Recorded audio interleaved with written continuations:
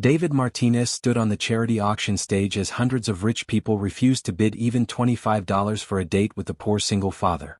The crowd laughed at his worn suit. Then a woman's voice cut through the silence. $100,000?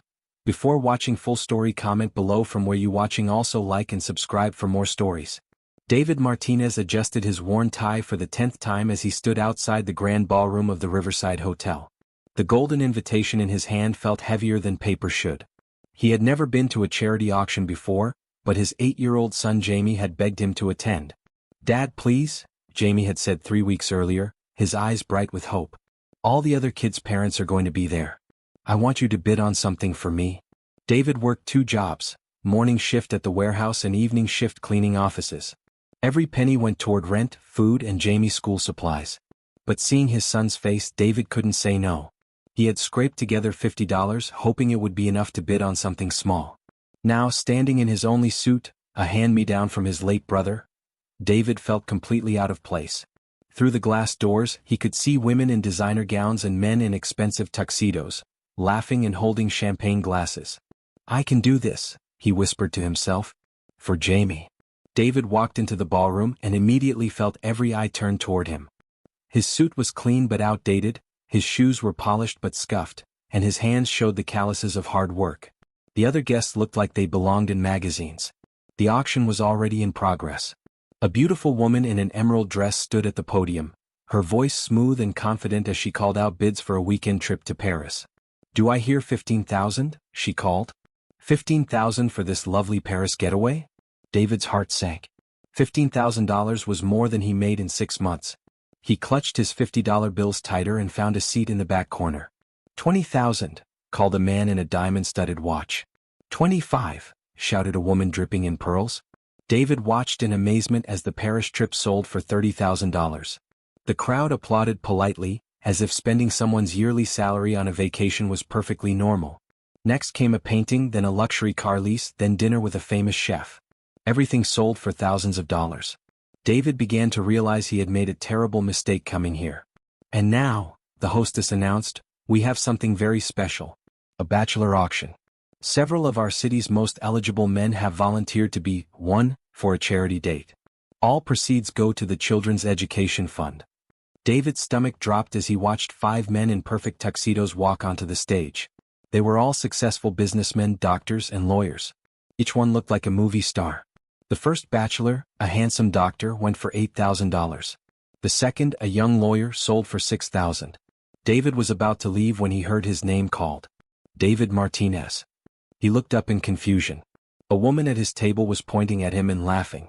"I nominated you," she said loudly. "You looked so lonely sitting here. Come on, don't be shy." David's face burned red as everyone turned to stare. "No, I think there's been a mistake." "No mistake," the woman insisted. "I paid the nomination fee. You're officially part of the bachelor auction." Before David could protest, 2 security guards gently but firmly escorted him to the stage. His legs felt like water as he found himself standing under the bright lights, facing a room full of wealthy strangers. The hostess looked at him with barely hidden distaste. She had been expecting another polished bachelor, not this working-class man in his cheap suit. "Well," she said into the microphone, her voice dripping with false sweetness, "here we have David Martinez. David works at..." She glanced at her notes, a warehouse and cleaning company. A few people in the audience snickered. David wanted to disappear. "Let's start the bidding at, let's say $50? Surely someone will take pity on this hard-working gentleman." The room fell silent. No one raised their hand. David stood there, humiliated as seconds ticked by. He could hear whispers and quiet laughter from the crowd. "Anyone? $50? The hostess repeated, her smile becoming more forced. "Oh, how about 25? Still nothing. David's hands shook as he realized what was happening. He was being publicly humiliated in front of hundreds of people. The message was clear, he didn't belong here. "Well," the hostess said with a cruel laugh, "I suppose we can't give him away for free. Perhaps we should move on to $100,000. The voice came from the back of the room, clear and strong. Every head turned to see who had spoken.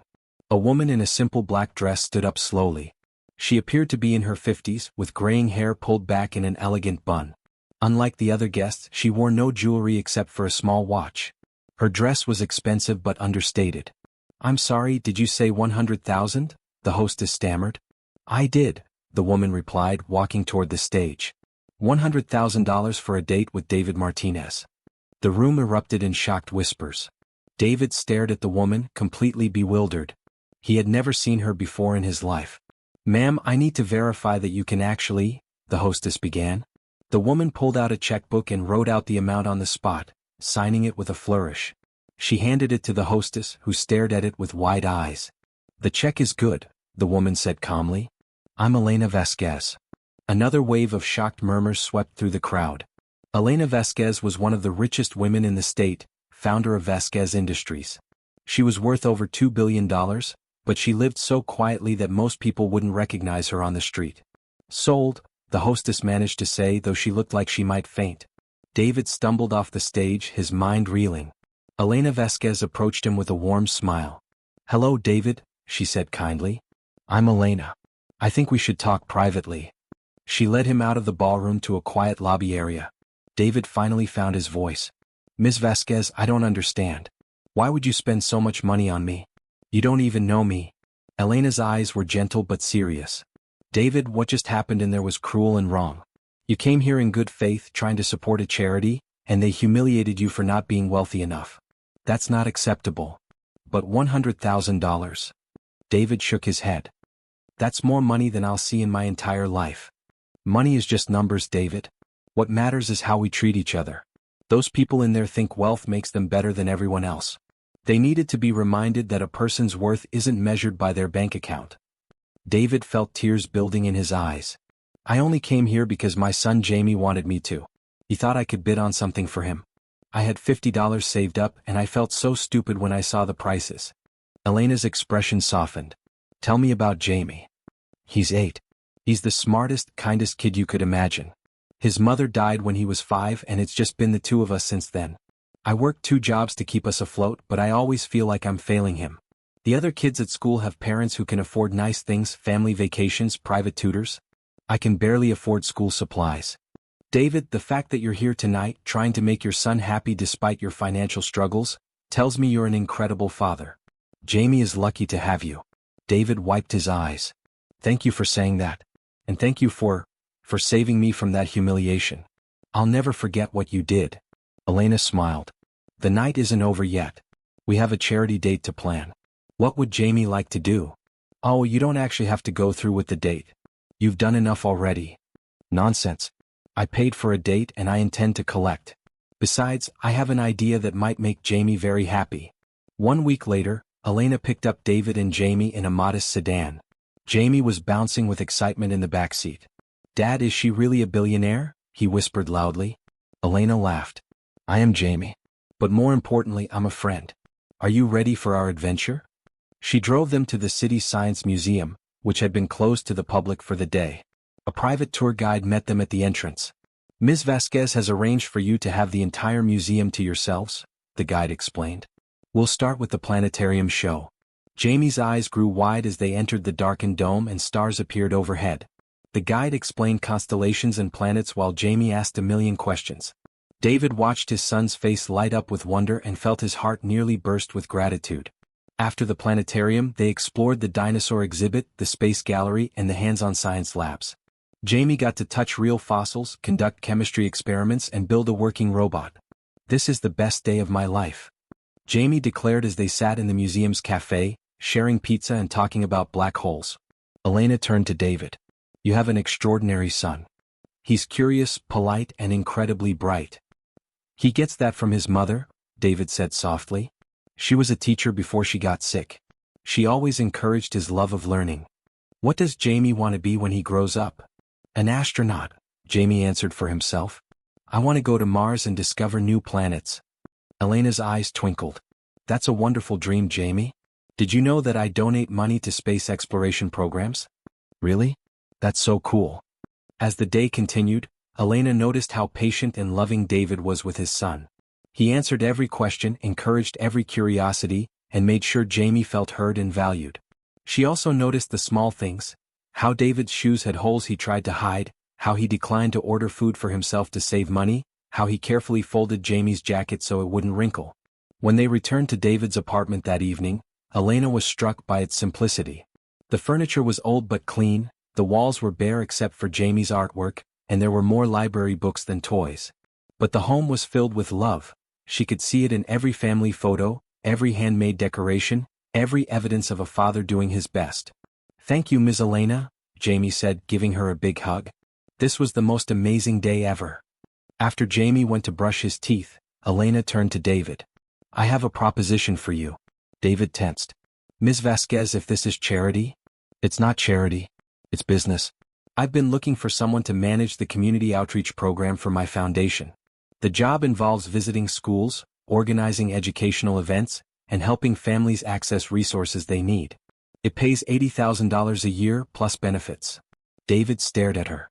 "80,000? That's more than I make at both my jobs combined. The position requires someone who understands what it's like to struggle, someone who genuinely cares about helping others. Today I watched you with Jamie and I saw exactly the kind of person I need. You're patient, kind, and you understand what families like yours go through. But I don't have a college degree. I don't have experience with that kind of work. David, you've been managing the most important job in the world, being a single father. Everything else can be learned. What matters is your heart, and your heart is exactly what this position needs." David felt overwhelmed. "Why are you doing this? The auction was one thing, but this." Elena sat down beside him. 25 years ago, I was a single mother working 3 jobs to support my daughter. I had big dreams but no opportunities. A stranger gave me a chance when no one else would. He hired me for a job I wasn't qualified for but was determined to excel at. That job changed my life and eventually led to me building my company." She continued, "That man told me that success isn't just about making money, it's about lifting others up along the way. I've been looking for the right person to help me do that, and after watching you tonight, I know you're that person." David was quiet for a long moment. "If I take this job, I want to earn it. I'll work harder than anyone you've ever hired." "I know you will. That's why I'm offering it to you." 3 months later, David stood in front of a group of single parents at a community center, leading a workshop on accessing educational resources. He wore a new suit, not expensive but clean and professional.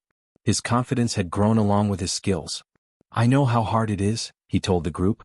3 months ago I was working 2 jobs and barely making ends meet. I felt like I was failing my son every day. But sometimes life surprises you. Sometimes, people see potential in you that you don't see in yourself."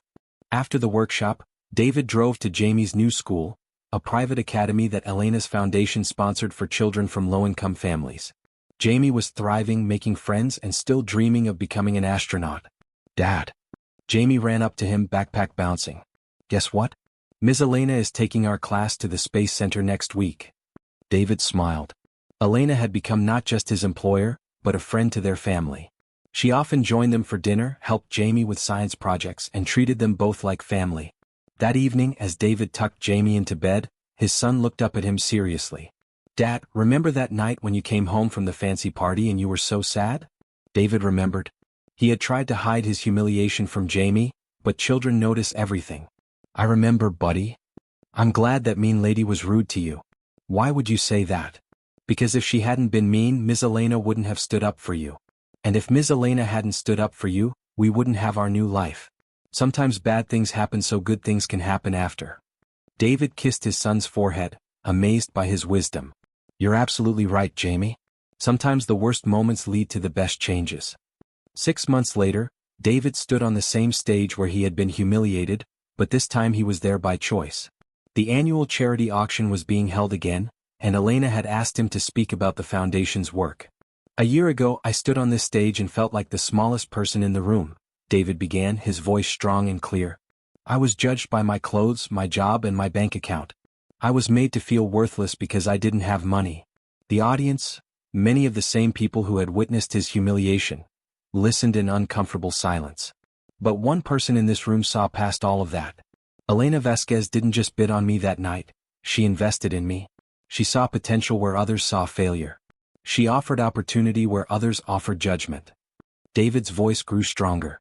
"In the past year, the Vasquez Foundation has helped over 500 families access educational opportunities. We've provided scholarships, after-school programs, and career training. We've done this not through pity or charity, but through recognizing that everyone deserves a chance to succeed. He looked directly at the hostess from the previous year, who sat red-faced in the front row. True worth isn't measured by wealth. It's measured by how we treat each other, how we lift each other up, and how we recognize the potential in every person we meet. Thank you.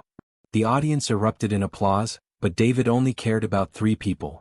Jamie, who beamed with pride from the front row, Elena, who wiped tears from her eyes, and himself, because for the first time in his life, he truly understood his own worth. The auction that night raised more money than ever before, and David's story became legendary, not as a tale of humiliation, but as a testament to the power of seeing potential in everyone regardless of their circumstances. Years later, when Jamie did become an astronaut and stood on the surface of Mars, he would carry with him the lesson learned that night. That one person's kindness can change the trajectory of an entire life, and that sometimes our greatest failures become the foundation for our greatest successes.